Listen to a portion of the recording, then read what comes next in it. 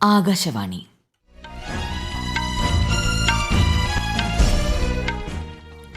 നമസ്കാരം.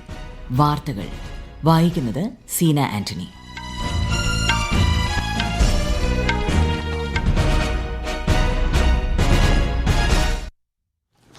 പ്രധാന വാർത്തകൾ.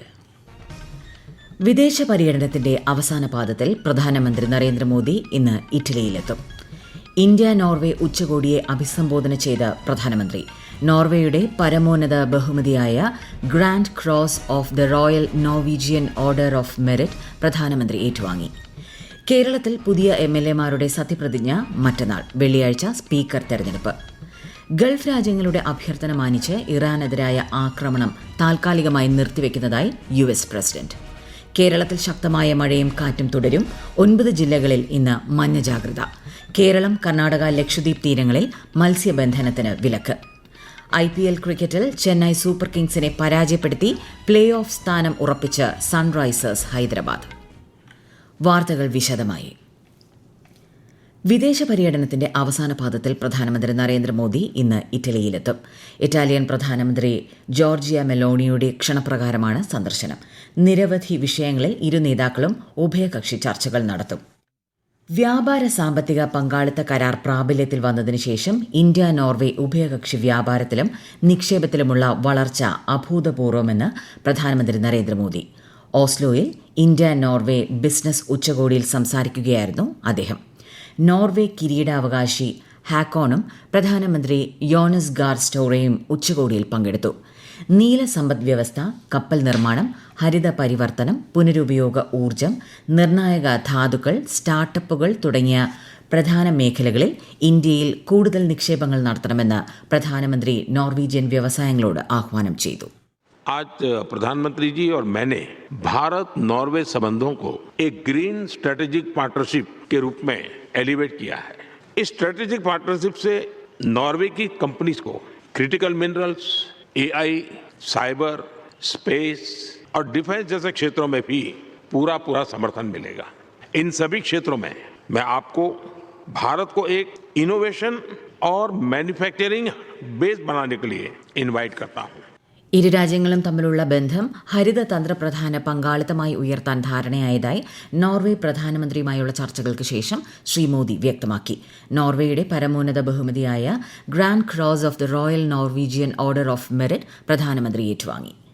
ഇന്ത്യയുടെ ബ്രിക്സ് അധ്യക്ഷതയ്ക്ക് കീഴിൽ നിയമ നീതിന്യായ മന്ത്രാലയം സംഘടിപ്പിക്കുന്ന ഉന്നത ഉദ്യോഗസ്ഥതല ബ്രിക്സ് മീറ്റിംഗിന് ഇന്ന് ഗുജറാത്തിലെ ഗാന്ധിനഗറിൽ തുടക്കമാകും. കോടതിക്ക് പുറത്തുള്ള ബദൽ തർക്ക പരിഹാര മാർഗങ്ങളുമായി ബന്ധപ്പെട്ട വിഷയങ്ങളാണ് യോഗം ചർച്ച ചെയ്യുക. ബ്രിക്സ് അംഗരാജ്യങ്ങളിൽ നിന്നുള്ള മുതിർന്ന ഉദ്യോഗസ്ഥർ പങ്കെടുക്കും. കേരളത്തിൽ പുതിയ എംഎൽഎമാരുടെ സത്യപ്രതിജ്ഞ മറ്റന്നാൾ വെള്ളിയാഴ്ച സ്പീക്കർ തെരഞ്ഞെടുപ്പും നടക്കും. എംഎൽഎയും മുൻമന്ത്രിയുമായ ജി സുധാകരനെ പ്രോട്ടം സ്പീക്കറാക്കാൻ മന്ത്രിസഭ തീരുമാനിച്ചു. നിയമസഭയുടെ പ്രത്യേക സമ്മേളനം വിളിച്ചു ചേർക്കാൻ ഗവർണറോട് ശുപാർശ ചെയ്തതായി മുഖ്യമന്ത്രി വി ഡി സതീശൻ അറിയിച്ചു. ഈ മാസം 29-നാണ് ഗവർണറുടെ നയപ്രഖ്യാപനം. സംസ്ഥാനത്തിന്റെ നിലവിലെ ധനസ്ഥിതിയെക്കുറിച്ചുള്ള ധവളപത്രം പ്രസിദ്ധീകരിക്കുമെന്നും മുഖ്യമന്ത്രി വാർത്താസമ്മേളനത്തിൽ വ്യക്തമാക്കി. KSRTC ബസ്സുകളിൽ സ്ത്രീകൾക്കുള്ള സൌജന്യ യാത്ര ജൂൺ 15 മുതൽ നടപ്പാക്കുമെന്ന് മുഖ്യമന്ത്രി വി ഡി സതീശൻ. രാജ്യത്ത് ആദ്യമായി വയോജനങ്ങൾക്കായി പ്രത്യേക വകുപ്പ് രൂപീകരിക്കുമെന്നും ആദ്യ മന്ത്രിസഭാ യോഗത്തിന് ശേഷം അദ്ദേഹം അറിയിച്ചു. ആശാ വർക്കർമാരുടെ ഓണറേറിയത്തിൽ 3000 രൂപ വർധന, അങ്കണവാടി ജീവനക്കാർ, പാചക തൊഴിലാളികൾ, പ്രീ പ്രൈമറി അധ്യാപകർ, ആയമാർ എന്നിവരുടെ വേതനത്തിൽ 1000 രൂപ വർധന എന്നിവയ്ക്കും തീരുമാനമായി. കോങ്കോയിൽ ലോകാരോഗ്യ സംഘടന പൊതുജനാരോഗ്യ അടിയന്തരാവസ്ഥ പ്രഖ്യാപിച്ചു. എബോള രോഗബാധ രൂക്ഷമായ സാഹചര്യത്തിലാണ് നടപടി. കോങ്കോയിൽ നിലവിൽ 118 മരണങ്ങളും 300ഓളം സംശയാസ്പദമായ കേസുകളും റിപ്പോർട്ട് ചെയ്യപ്പെട്ടിട്ടുണ്ട്. രോഗബാധ അയൽ രാജ്യങ്ങളിലേക്കും വ്യാപിക്കുന്നതായാണ് വിവരം. കോങ്കോയിലെയും യുഗാണ്ടയിലെയും സ്ഥിതിഗതികൾ സൂക്ഷ്മമായി നിരീക്ഷിച്ചു വരികയാണെന്ന് കേന്ദ്ര സർക്കാർ അറിയിച്ചു. ആരോഗ്യ മന്ത്രാലയത്തിലെ മുതിർന്ന ഉദ്യോഗസ്ഥരുടെ നേതൃത്വത്തിൽ മുൻകരുതൽ നടപടികൾ ആരംഭിച്ചിട്ടുണ്ട്. ശക്തവും ആത്മവിശ്വാസമുള്ളതുമായ രാഷ്ട്രമായി ഇന്ത്യ മാറിയതിന്റെ തെളിവാണ് ഓപ്പറേഷൻ സിന്ദൂർ എന്ന് രാജ്യരക്ഷാമന്ത്രി Rajnath Singh.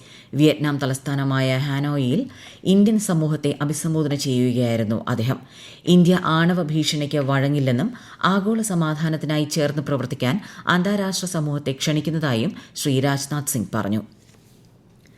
Qatar, Saudi Arabia, UAE എന്നീ രാജ്യങ്ങളുടെ അഭ്യർത്ഥനയെ തുടർന്ന് ഇറാനെതിരെയുള്ള സൈനിക നീക്കം താൽക്കാലികമായി നിർത്തിവെക്കുന്നതായി US പ്രസിഡന്റ് ഡൊണാൾഡ് ട്രംപ്.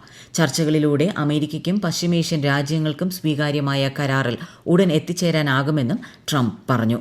ഇറാന്റെ കൈവശം ആണവായുധങ്ങൾ ഉണ്ടാകില്ലെന്ന് ഉറപ്പാക്കുമെന്നും ചർച്ചകൾ പരാജയപ്പെട്ടാൽ ഇറാനെതിരെ ആക്രമണം നടത്താൻ US സൈന്യം സജ്ജമാണെന്നും ട്രംപ് മുന്നറിയിപ്പ് നൽകി. റഷ്യൻ എണ്ണയ്ക്ക് മേലുള്ള ഉപരോധങ്ങളിൽ നൽകിയ ഇളവ് അമേരിക്ക 1 മാസത്തേക്ക് നീട്ടി. ഏപ്രിൽ 17-നോ അതിനു മുൻപോ കടലിൽ കുടുങ്ങിയ കപ്പലുകളിലെ റഷ്യൻ എണ്ണയ്ക്ക് മേലുള്ള ഉപരോധങ്ങളിലെ ഇളവ് ജൂൺ 17 വരെ നീട്ടി.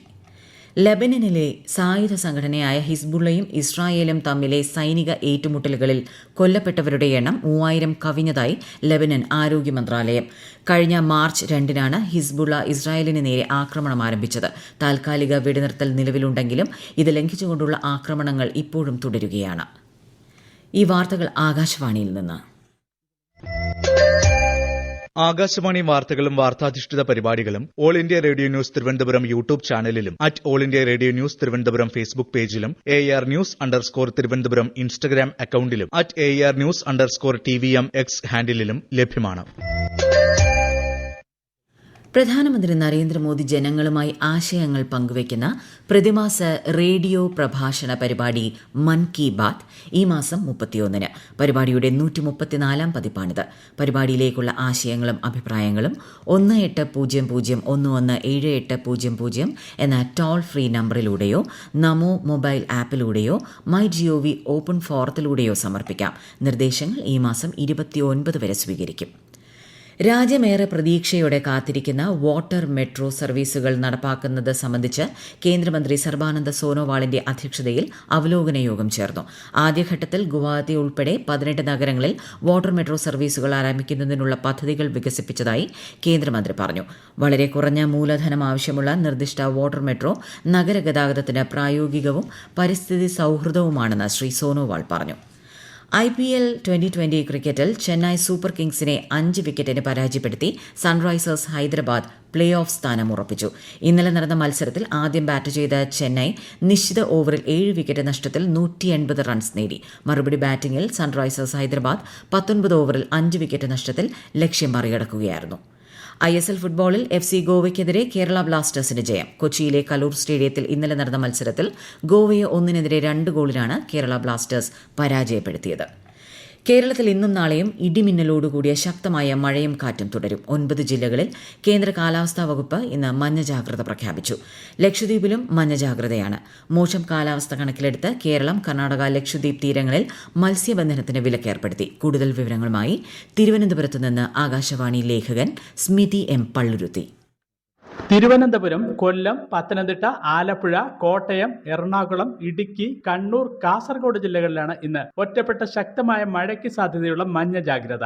തിരുവനന്തപുരം, കോവളം, കൊല്ലം, കുമരകം, കൊച്ചി, കാക്കനാട്, മൂന്നാർ, കോഴിക്കോട്, കണ്ണൂർ, ബേക്കൽ തുടങ്ങിയ പല മേഖലകളിലും രാവിലെ മുതൽ ചെറിയ ഇടിമിന്നലോടും കാറ്റോടും കൂടിയ മഴ ലഭിച്ചു വരുന്നുണ്ട്. സംസ്ഥാനത്ത് നാളെ വരെ ഒറ്റപ്പെട്ട ശക്തമായ മഴ ലഭിക്കുമെന്നാണ് കാലാവസ്ഥാ വകുപ്പിന്റെ പ്രവചനം. തീരപ്രദേശങ്ങളിൽ 60 കിലോമീറ്റർ വരെ വേഗത്തിൽ കാറ്റിനും സാധ്യതയുണ്ട്.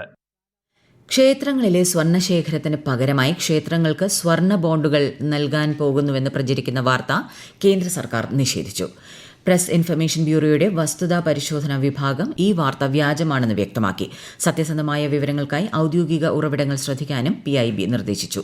ഛത്തീസ്ഗഡിലെ ബസ്തറിന്റെ ഡിവിഷണൽ ആസ്ഥാനമായ ജഗൽപൂരിൽ ഇന്ന് നടക്കുന്ന സെൻട്രൽ സോണൽ കൌൺസിൽ യോഗത്തിൽ കേന്ദ്ര ആഭ്യന്തരമന്ത്രി അമിത് ഷാ അധ്യക്ഷത വഹിക്കും. ഛത്തീസ്ഗഡ്, മധ്യപ്രദേശ്, ഉത്തർപ്രദേശ്, ഉത്തരാഖണ്ഡ് എന്നിവിടങ്ങളിലെ മുഖ്യമന്ത്രിമാരും മുതിർന്ന ഉദ്യോഗസ്ഥരും പങ്കെടുക്കും.